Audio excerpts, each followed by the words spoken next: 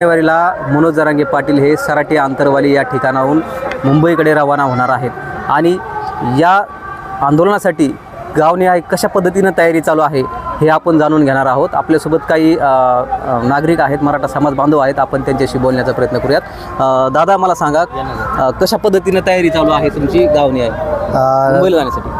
आमचं गाव राजे टाकळी, आम्ही राजे टाकळीचे आहेत। तर आमच्या इथून आम्ही 2 ट्रॅक्टर अन्नधान्य म्हणजे जे आम्हाला जाण्यासाठी लागणार आहे, जे काय 8-10 दिवस लागणार जाण्यासाठी आमच्या समाजांना खाण्यासाठी लागणार आहे, तर ते पूर्ण साहित्य आम्ही ट्रॅक्टरमध्ये घेऊन जाणार आहोत।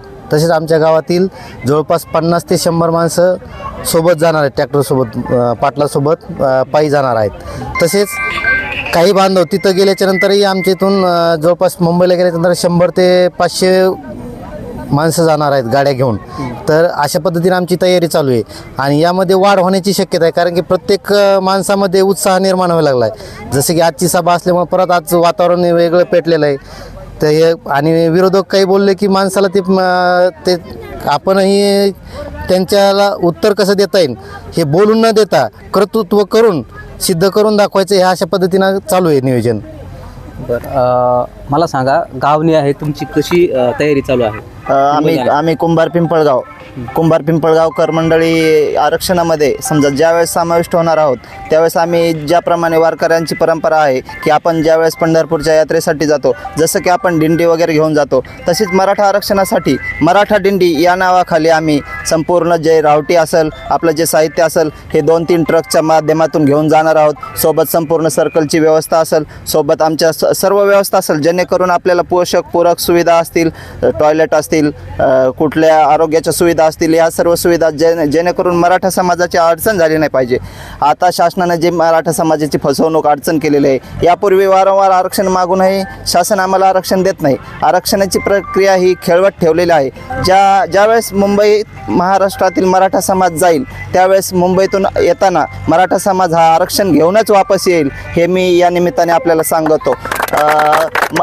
तमाम महाराष्ट्रातून जवळपास 3 कोटी मराठा बांधव हे आमचे मुंबईला जाणार आहेत। मुंबईला आम्हाला काय हौसमौज करण्यासाठी जायचं नाही, तर आमची जी लढाई आहे आरक्षणाची लढाई ही जिंकूनच मराठे परत येतील। कारण आजपर्यंत ज्यावेळेस मराठे उभे राहिले त्यावेळेस मराठ्यांनी यश संपादनच केलेलं आहे। आजपर्यंत जातीवंत मराठा हा ज्वलंत प्रश्न घेऊन कुठेही आरपार म्हणजे जे काय अटकेपार मराठ्यांनी झेंडे लावले, अटकेपार झेंडे लावत असताना कधी पदरी निराशा आली, परंतु मराठा खचला नाही, मागे हटला नाही। मराठा आरक्षणासाठी जी ज्वलंत ज्योत माननीय मनोजदादा यांनी पेटवली, या ज्वलंत ज्योतीचे रूपांतर हे ज्वालामुखीत होणार आहे आणि राज्य शासन असेल, केंद्र सरकार असेल, या मराठा आरक्षणाच्या प्रश्नावर यांनी तातडीने एक गांभीर्याने हे प्रकरण घ्यावे, नसता या जिवंत ज्योतीचे रूपांतर हे ज्वालामुखीत होऊन आपल्या ज्या खुर्चीरूपी साम्राज्याला सुरुंग लावण्याचं काम हे तमाम महाराष्ट्रातीलच नव्हे तर भारतातील मराठी करणार आहेत। आणि आपल्याला जर आपली खुर्ची जर वाचवायची असेल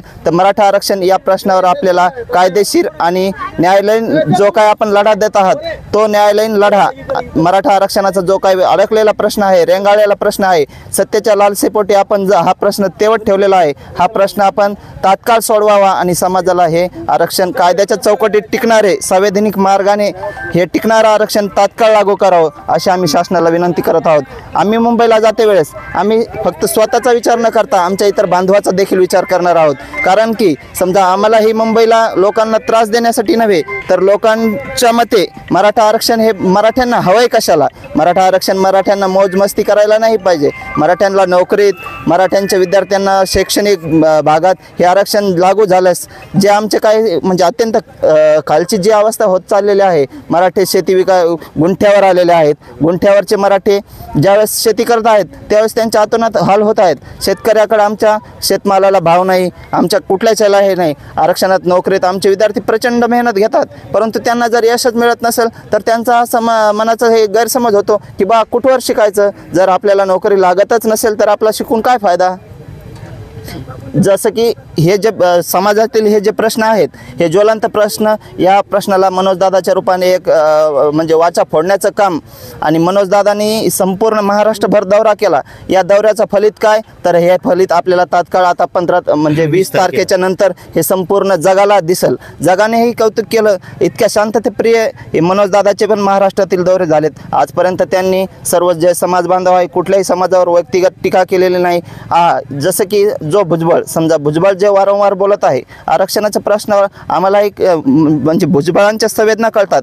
भुजबळाला ही पदाची लालसा आहे, त्याला मुख्यमंत्रीपदी विराजमान व्हायचं आहे, त्यांनी मुख्यमंत्री व्हावं, आमच्या त्यांना शुभेच्छा. परंतु मराठा समाजावर बोलत असताना त्यांनी थोडं तारतम्य बाळगावं, थोडं भान ठेवावं. आम्हालाही त्यांचा म्हणजे आम्ही नक्कीच त्यांचा आदर करू. आम्हाला कुठं महाराष्ट्र सदन बांधायचं नाही किंवा कुठल्याही प्रकारचा गैरव्यवहार करायचा नाही, हे भुजबळांना आम्ही सांगतो. आम्हाला पैशासाठी आरक्षण नको. आमचे गरीब जे वंचित घटकातील जे विद्यार्थी आहेत, ज्यांचं की नुकसान होत आहे, त्या विद्यार्थ्यांच्या भवितव्यासाठी आरक्षण हवे.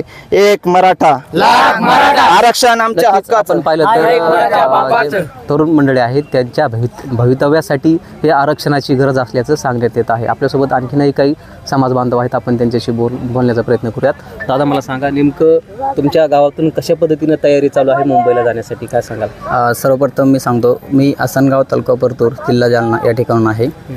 तर या महाराष्ट्रामध्ये मराठ्यांना मुंबईला जाण्यासाठी वेळ का आली याच्याबद्दल मी अगोदर तुम्हाला सांगतो.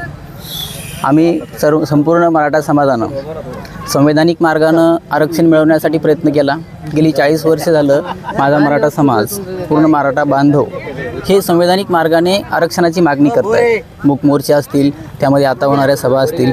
मनोजदादांनी त्यांच्या स्वतःच्या दारामध्ये उपोषण स्टार्ट केलं. म्हणजे आम्ही आमच्या दारात उपोषण करत असताना सुद्धा या सरकारनं काहीतरी कारणास्तव, सुरक्षेच्या नावाखाली म्हणा किंवा त्यांचं काय जे कारण असेल त्या कारणास्तव अंतरवाली येथे येऊन लाठीचार्ज केला. वास्तवात त्या ठिकाणी सर्व शांततामय वातावरणात होतं. एकाही पोलीसवाल्यांची आवश्यकता नसतानाही त्या ठिकाणी पोलिसांच्या तुकड्या येत आहेत. आणि जर समजा सामान्य जनतेवर लाठीचार्ज करत आहेत तर त्यावरनं आरक्षणाचा मुद्दा अति तीव्र झाला. त्यानंतर शासनानं आमच्याकडनं वेळ मागितली. मनोजदादांनी 30 दिवसाची शासनाने वेळ मागितली असताना मनोजदादांनी 40 दिवसाची वेळ देऊन एक मराठा समाजाचं मोठेपण राखवलं. परंतु या निर्दयी शासनानं 40 दिवस काहीही केलं नाही. फार 40 दिवस उलटले, नंतर परत उपोषणास बसले दादा. परंतु या सरकारनं परत बॉन्ड करून दिला. म्हणजे या सरकारनं शब्द दिले, बॉन्ड दिल्या, सगळ्या गोष्टी दिल्या, परंतु शब्द कोणताही पाळला नाही. बोलाचीच भात आणि बोलाचीच कडी या उक्तीप्रमाणे हे निर्दयी सरकार वारंवार फक्त शब्द देत आहे. गेली 40 वर्षापासून मराठा समाजाची दिशाभूल हे सरकार करत आहे. मग ते सरकार कोणतंही असो, आम्ही असं म्हणणार नाहीत की आजचं सरकार असेल, कोणतंही सरकार असेल, पण या सरकारमध्ये बसणाऱ्या सर्व लोकांनी मराठा समाजाची आजपर्यंत दिशाभूल केलेली आहे. मग त्यानंतर या सरकाराचं जे वागणं आहे, मग आम्हाला काय हवंच नाही की आमचे लेकरबाळं घरदार शेतीवाडी सोडून मुंबईला जाऊन बसावं किंवा त्या मुंबईतील माझाच समाज आहे त्या ठिकाणी सर्व 18 पगड जातीचा समाज मुंबईमध्ये एकवटलेला आहे. जर खरोखरच मराठा समाज पूर्णपणे मुंबईत जाऊन बसला तर खरंच कायदा आणि सुव्यवस्थेचा प्रश्न निर्माण होईल याची जाणीव आम्हालाही आहे. त्या ठिकाणी बऱ्याचशा गोष्टीची अडचण निर्माण होईल याची जाणीव आम्हालाही आहे, कारण त्या ठिकाणचे बांधव आमचेच आहेत. परत आम्ही स्वतः जातोय म्हणजे आमचा इथं संसार आहे. पण या सरकारनं आम्हाला भाग पाडलं. या सरकारनं मराठ्यांचा संयमाचा बांध फुटू दिला. आणि आज बरं एवढंच नाही तर आपण जे म्हणतो माझ्या भारतामध्ये लोकशाही आहे, खरंच लोकशाही दिसते का? ज्यावेळेस मराठे मुंबईला जाणार आहेत असा उल्लेख होतो त्यावेळेस सरकार मुंबईमध्ये अतिशय शांत वातावरणामध्ये 144 लागू करते. का लागू केली असेल बरं? माझ्यापेक्षा तुम्ही पत्रकार बांधवांना माहीत असेल की मुंबईमध्ये 144 कलम का लागू केली. मी आपल्याला प्रश्न विचारू शकतो. आपल्याकडे आहे का उत्तर या प्रश्नाचं? किंवा मी तुमच्या माध्यमातून सरकारला प्रश्न विचारतो की या 144 कलम लागू करण्यामागचा हेतू काय होता, उद्देश काय होता?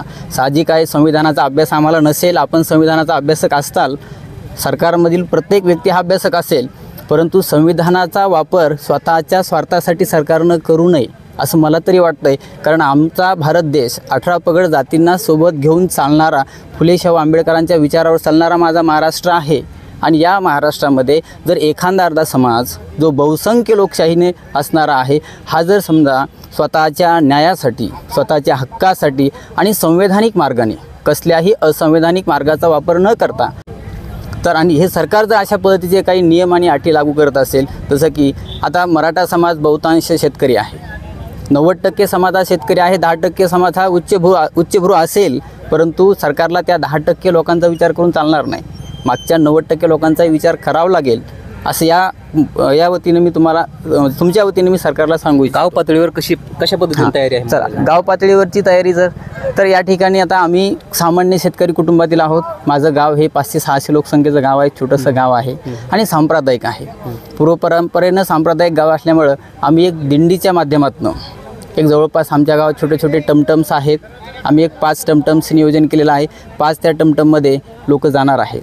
त्याचबरोबर जे काय राशन आहे 1 महिन्यापर्यंत पुरेल असं राशन आम्ही गावातनं सगळं एकत्रित जमा केलेलं आहे. त्याला जो काही खर्च लागणार आहे, डिझेल पाणी असेल, बाकी काही चार्जेस असतील, तर सर्व गावातील सर्व समाजातील लोकांनी, कोणी 10 रुपये असेल, कोणी 100 रुपये, त्या परीनं आपण आपल्या परीनं, मग यामध्ये सर्व OBC समाज असेल, SC समाज असेल, इतर सर्व समाजांनी आम्हाला सहकार्य केलेलं आहे. म्हणजे माझ्या गावातनं तरी मला असं आठवतं आहे की माझ्या गावातला सर्व समाज हा मराठा आरक्षणासाठी खंबीरपणे पाठीमागे उभा आहे आणि सर्वांच्या सहकार्यानं आम्ही आज मुंबईला आम्ही मुंबईस निघणार आहोत.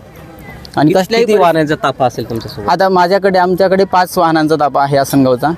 5 वाहनं आहेत आणि हा प्रवास पायी राहणार आहे. बऱ्याच ठिकाणी जिथं गाव असेल त्या ठिकाणी पायी असेल आणि वेळ पडली तर आमच्या संप्रदायानं आम्हाला माधुगिरी नावाचा कन्सेप्ट शिकवलेला, तो सुद्धा कन्सेप्ट आम्ही डोक्यात घेतलेला आहे. जिथं शक्य होईल त्या ठिकाणी माधुगिरी म्हणजे काय राहतं की आपण 4 घरं मागणी करायची, 2 लोक त्या प्रत्येक कुटुंबातून 1-1 रोटी किंवा कालवण वगैरे काय जिथे मिळेल ते घेऊन आम्ही आमच्यासोबतचं राशनसुद्धा वाचवणार आहोत. मुंबईपर्यंत जाऊस तर आम्ही आमच्यासोबतचं राशन शक्य होईल तेवढं वाचवण्याचा प्रयत्न करणार आहोत. आणि येना तेना सामदाम दंडभेद आपण ज्या पद्धतीनं म्हणतो, आम्ही जितक्या दिवस मुंबईत आम्हाला होल्ड करता येईल तेवढं आम्ही होल्ड करण्याचा प्रयत्न करणार आहोत. आणि माझ्या गावातनं जवळपास 100 लोक मुंबईसाठी रवाना होणार आहेत. गाव पातळीवर कशा पद्धतीनं तयारी करण्यात आलेली आहे मुंबईला जाण्यासाठी, काय सांगा? आता आम्ही देवीदास विठ्ठलराव बिसाळ कुंभार पिंपळगाव, तर आमच्या गावामध्ये जवळपास म्हणजे इथं 500 लोक कुंभार पिंपळगावमधून जाणार इथं मुंबईसाठी. तर आता 29 ऑगस्टपासून जरांगे पाटलाचा जो आपल्या शहागडला उपोषण म्हणजे 1 दिवसाचा कार्यक्रम होता त्याच्यानंतर ते उपोषणाला बसले. त्यावेळेस आपल्याला आरक्षणासाठी उपोषणास बसले, पण त्यावेळेस पोलीस फोर्स जास्त आणून काही समज नसताना तिथं लाठीचार्ज केला, गोळीबार केला, हे करत नसताना, गरज नसताना केला. त्याच्यामुळं काय झालं, जो मराठा समाज जो पेटून उठला आहे, तर एकतर मराठ्याचं पूर्ण म्हणजे कसं आहे, सगळं 90% 80% शेतीवर अवलंबून आहे. आणि आज शेतीला म्हणजे 2000 500 रुपयाला बॅग होती, आज आहे 1500 रुपयाला बॅग. आणि औषध त्यावेळेस 50 रुपयाला भेटत होतं, आज आहे 500 रुपयाला. मग आम्ही शेती करतो, आज सोयाबीनचा भाव त्यावेळेस काय होता 4000 आणि आज बी 4000 भाव आहे. म्हणजे तुम्ही भाव म्हणजे काय द्यायला, शासन काय द्यायला, शासन नुसतं गोलमाल करतंय. आणि राहिलं मनोज दादा जरांगे जे सांगते त्या हिशोबानं आता आपल्या कुंभार पिंपळगावमध्ये तर आजच्या सभेला कमीत कमी 50,000 लोक येणार आहेत. आणि पुढच्या 20 तारखेचं नियोजन कसं आहे त्याच्यासाठीच आजची सभा आहे. या अनुषंगानं मुंबईला जाण्यासाठी प्रत्येक गावातून 2, 3, 4 वाहनं, प्रत्येक घरातून 1 माणूस जाणार आहे. अशा हिशोबानं कमीत कमी मुंबईला 3 कोटी लोक जाणार आहेत.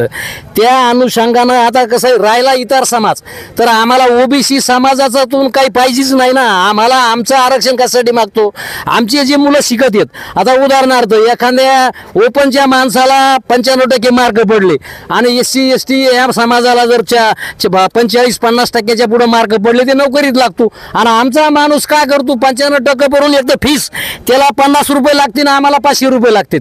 आम्ही आरक्षण कशासाठी मागतो, आम्ही कोणाचं मागतो का नाही. आणि हे सरकार काय करतं, ज्या वेळेस त्यानं तुम्हाला टायमिंग दिले, बॉन्ड दिले, सगळे नाटकं केले. पण आता यायला कसं झालं, हे 3 पक्षाचं सरकार आहे. यायला वाटतं श्रेय कोणी घ्यायचं, याला वाटतं म्या घ्यावा, त्याला वाटतं म्या घ्यावा. त्याच्यामुळे मराठ्याची सजीवरपट चालू आहे. याच्यामुळे मराठे समाज आता असा एवढा एक वाटलाय, मुंबईत जायसाठी जाण्यासाठी सगळ्या गोष्टीनं तयार आहे, सामदान सगळं. आणि राहिला ओबीसीचा प्रश्न तर आमचा बाकीच्या लोकांचा काही म्हणणंच नाही ना. जे 18 पागड जाती शिवाजी महाराजांना काय केलेलं आहे, सगळ्या समाजाला घेऊन आपले सगळं स्वराज्य हे सगळं स्थापन केलेलं आहे. त्याच्यामुळं आमचं म्हणणंच नाही बाकीचे लोक. फक्त या सरकारला आता आमचे जे समजा मराठी बांधव 10% जे मोठे येतं, यांच्याकडे DED college, BEd college, engineer college, काय काय कॉलेज येतं, सगळ्या कॉलेजला आपण जर मराठा जर सगळे समाज त्याच्या ओबीसीत आलो तर यांना आरक्षण पैसे कुठून भेटणार? बाकीचे लोक देते का? मग फक्त मराठ्याकडून पैसे द्यायचे. याच्यामुळं जे आमचे 10% जे मोठे लोक आहे यांना मराठ्याला आरक्षण द्यायचं नाही अशी त्यांची इच्छा आहे, म्हणून हे सगळे नाटकं चालू आहे. पण आता आम्ही जरांगे पाटलाच्या माध्यमातून आम्ही आता मुंबईला जाणारच येतं. आता आंतरवाली सराटीमधून 20 तारखेला आम्ही पायी जाणार येतं. तर मुंबईला जितक्या दिवस थांबावं लागेल तितक्या दिवस आरक्षण घेतल्याशिवाय आम्ही मागे येणार नाही.